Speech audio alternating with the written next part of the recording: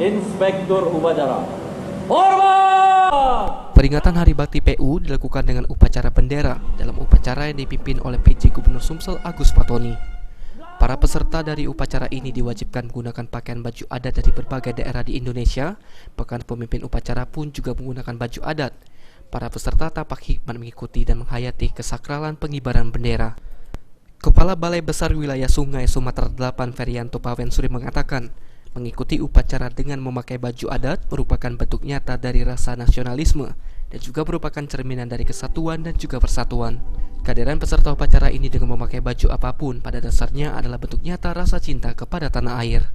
Peserta ini ya kita lihat kemeriahan tadi, hampir semua peserta yang hadir itu berpakaian adat tradisional modern. Apa pesannya Pak dengan pakaian adat yang sangat Ya pesannya ini berarti kita memang Indonesia beragam tetapi tetap satu.